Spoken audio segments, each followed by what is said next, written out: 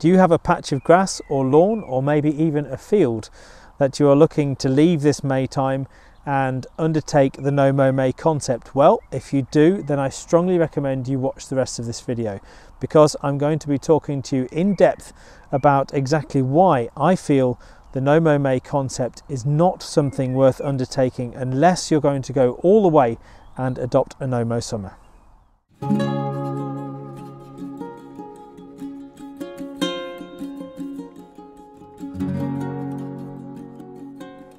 Well, hello everyone and welcome to another episode of Wild Your Garden.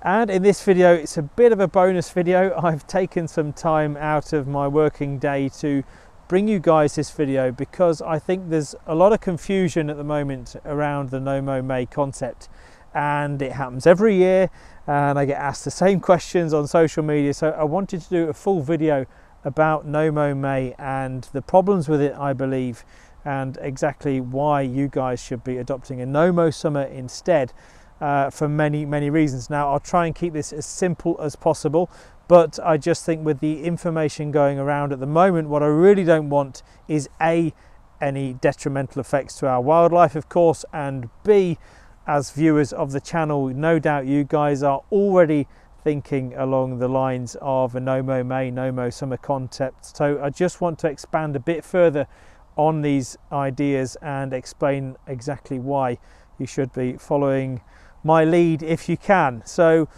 yes, let's start with the principle of a No Mow May. Well, it was started by Plant Life. There's a charity in the UK called Plant Life with very good intentions back some years ago now, and every year in the UK we have a No Mow May where people are encouraged to put their lawn mowers in the shed, lock the shed and leave them there for the entire month of May, which on paper sounds wonderful and it sounds like it's an absolutely brilliant cause.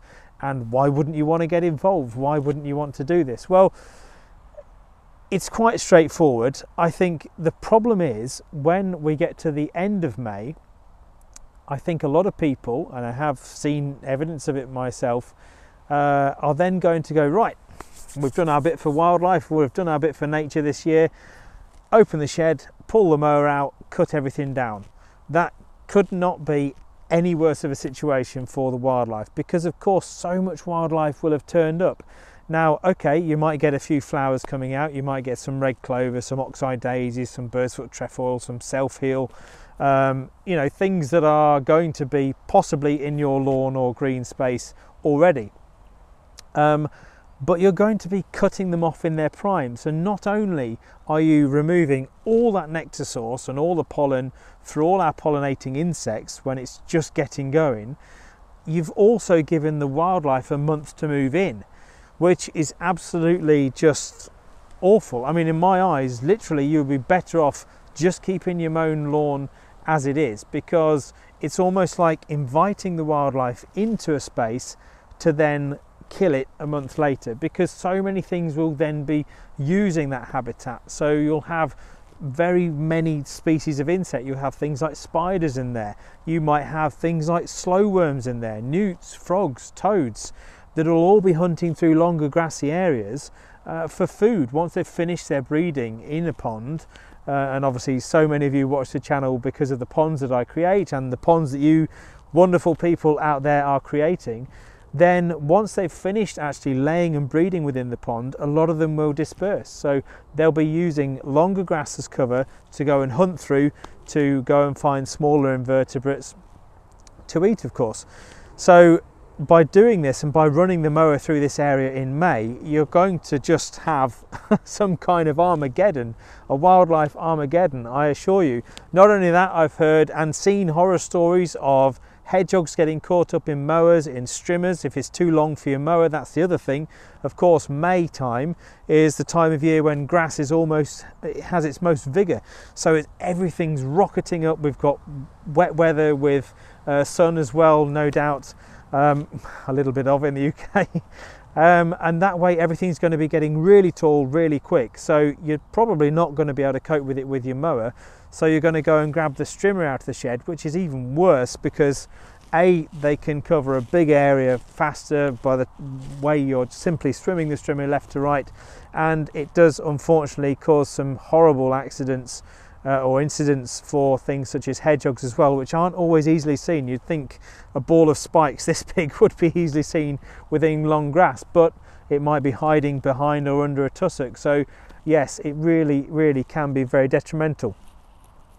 So the next thing I wanted to come on with, not only are you obliterating this life as soon as it's moved into its new home, it's then what happens after that. Now there's all kind of terms bandied about that just really frustrate me, because they are known as knee high in July, let it bloom in June, and I don't think anyone's thought of anything for August yet. Don't turn to dust in August. Who knows what's going to be invented next to try to cover the tracks basically made. And this isn't a dig at plant life.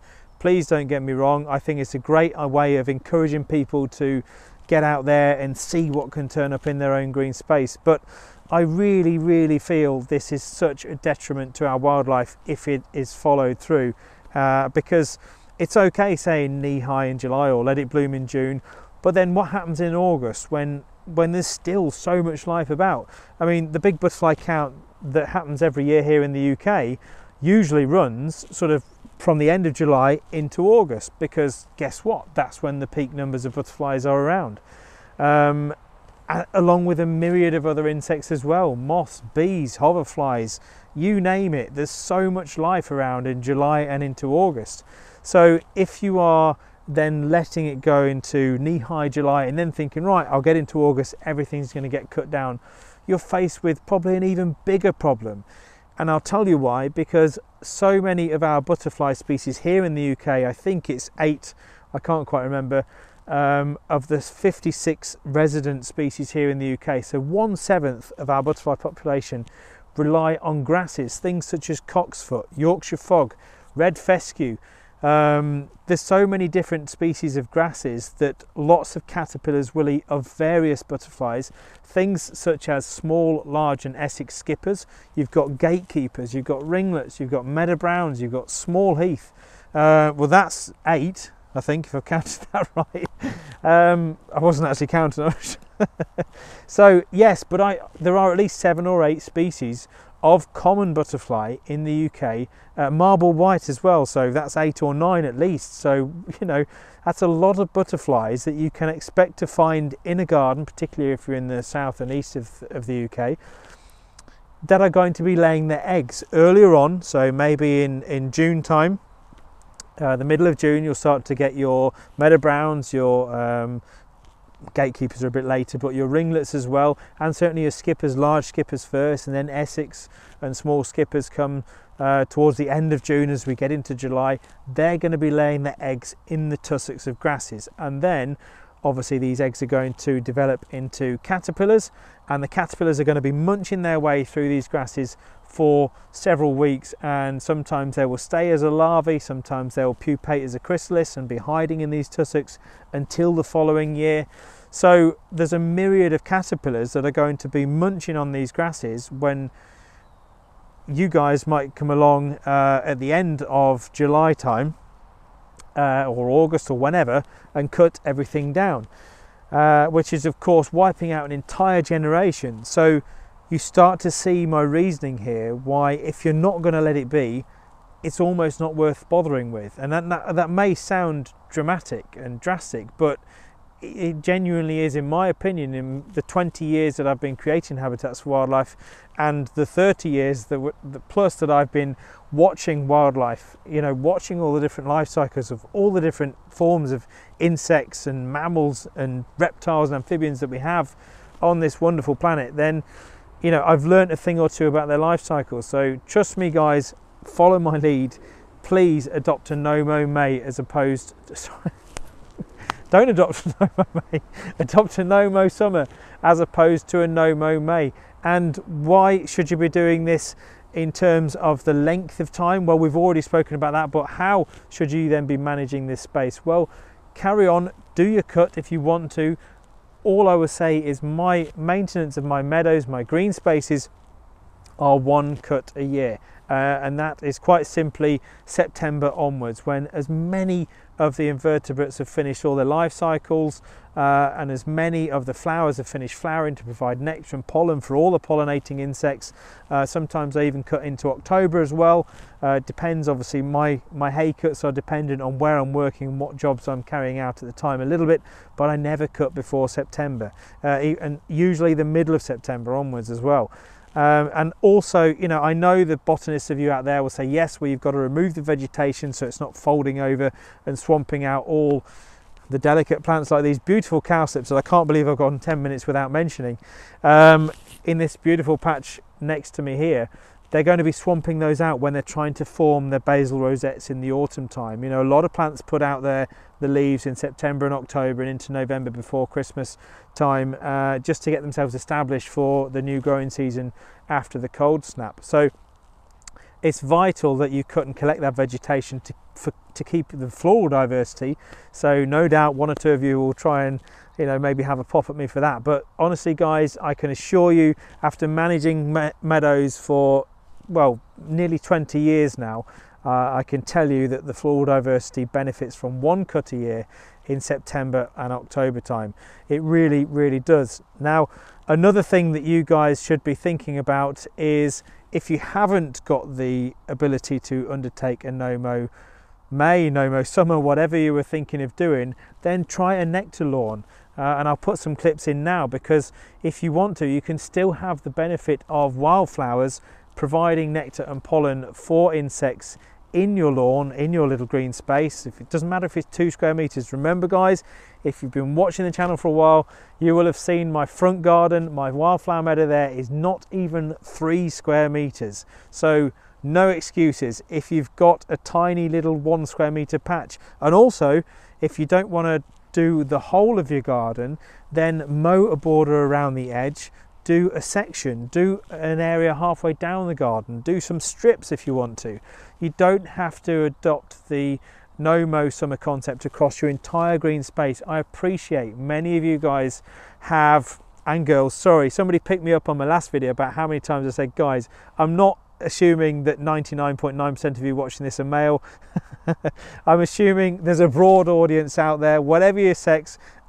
I'm not bothered. I'm not trying to generalize by any means. So yes, I just say guys as a collective term, but yes, whatever you guys and girls are doing, then please just try and adopt a section of your lawn. Try and just experiment a little bit, because after all, as I've said in previous videos, the best habitats you can create in your own garden, it doesn't matter whether it's 20 square meters like my front wildlife garden or 5 square meters, is a mosaic of habitats. And there's a hashtag that I'm gonna start a trend with now, mosaic, M-O-W, because it really, really is the best thing you can do. Short grass is great because it provides a feeding ground for things like green woodpeckers. It provides a feeding ground for things like starlings that are going to peck through your lawn and get the leather jackets, the little grubs that turn into the daddy longlegs, or the crane flies if you like. Blackbirds will go through, robins will go through, you know, wood pigeons, so many birds will go across the short mown area of grass, pied wagtails as well, looking for invertebrates within that area. If it's, you know, knee high or whatever, 18 inches, 2 foot, then they can't get to the insects as easy. So if it's short, it provides a great opportunity for them. And coming back to the nectar lawn, obviously so many of our wildflowers have they've developed over the millennia, because of grazing by sheep and by cattle, to actually flower really low down. And that's why things like bird's foot trefoil, red clover, self-heal are wonderful plants that you can expect to find. Daisies, I mean, who's not familiar with daisies in a lawn and making daisy chains as a kid? You know, all of these plants are going to be found flowering, sometimes at merely an inch high, because they have to. Because of that regular grazing or regular mowing, they've adapted to flower very low down so that they're not putting all their energy into producing a tall flower spike for it to then get cut off by a mower at any point. When I say mower, I mean sheep as well, cows, horses obviously, so that they can reproduce, so that they can be pollinated by the insects and then produce their seed, drop the seed, and help to, you know, improve the population density of whatever species that they are. And I should say as well, obviously, the other point to mention is that councils, if you work for a council and you're watching this, then please, please, please try and adopt the No Mow summer concept, because again, it's going to save you time, it's going to save you money, it's going to look better when your verges are full of wildflowers, it's going to boost the morale within your town or your parish. I guarantee it, people are going to love. Well, you'll get the odd one or two who say, oh, that's not been cut. Don't worry about them. Set a precedent. Go out there, make yourselves known as the council. That is setting a precedent for leaving these green spaces, for adopting a No Mow summer concept, for providing for our pollinating insects, because they are in decline, left, right and centre. There's no two ways about it. And this isn't meant to be a video about doom and gloom, guys. I'm not a harbinger of it, I hope. Well, you know I'm not. All my other videos prove otherwise. But, you know, by providing this nectar source that costs you less money to mow these areas, let's remember that, which your constituents are paying for, then you're going to have more of a nectar source, more of a pollen source for all our insects. So you're going to be helping and boosting the biodiversity within your green space. I'll put a link at the end of this video to a city in France called Blois, which is spelled B-L-O-I-S. Absolutely incredible what this city is doing for wildlife. I visited there a couple of years ago. It really is setting an example, and I think it's one that every council should be following without a question of a doubt, particularly in today's climate. When it gets to the point where we're saying we can't afford to combat climate change, that's when we have to question what our politicians are deciding. I'm not trying to make this a political video by any means, but we need to be pressuring our politicians into doing something, into acting against climate change, and it starts with stopping mowing verges and green spaces. And if you really have to, if you want to make it look purposeful, mow a strip around your herbaceous borders. That doesn't matter. I'm referring to all of you here that are watching this, whether you work in a parks department, whether you have a 20 square metre back garden and you're worried about what your neighbours are going to say. Mow a strip around the edge of your No Mow summer area. Go up to your border so you can still go in and maintain your herbaceous borders. You can still access your shed down the bottom of the garden, because it will look purposeful. And I'll put some clips in of some of the people that I've worked for, in particular one lady I worked for in Derbyshire last year. Absolutely incredible No Mow summer wildflower meadow she's got. It really is just stunning, and walking through there, it was just my absolute dream. One day I'm going to own some vast acres. If anyone out there wants to donate some acres to me, I'll quite happily manage it. Anyway, no, I just wanted to explain some of these points to you today, guys. I won't go on much longer. I appreciate I've taken up some of your time, but I really felt it necessary to explain just why a No Mow May concept is, I think, of big detriment to our local wildlife populations. If you're going to adopt one, and I know you will, because you wouldn't be here watching this video, subscribing to the channel, if you weren't wholeheartedly interested in wildlife, then adopt a No Mow summer. Let me know how it goes. Best of luck, and obviously any questions, please drop them in the comments section below. I'll do my very best to answer them. It's a very busy time at the moment with the online shop, and of course work-wise I'm trying to create many habitats all around the UK and run the YouTube channel and answer you guys as well. So I will do, and girls, I will do as much as I can to get back to you if you've got a question. Also, drop us a line at enquiries@wildyourgarden.com if you have any photos of any wonderful No Mow summer concepts that you've undertaken last year or the year before. Hats off to you. You are setting a precedent, and with time, hopefully, the No Mow summer concept will catch on and we can change people's minds. Thank you so much for watching. Keep doing what you're doing. I'll see you all soon.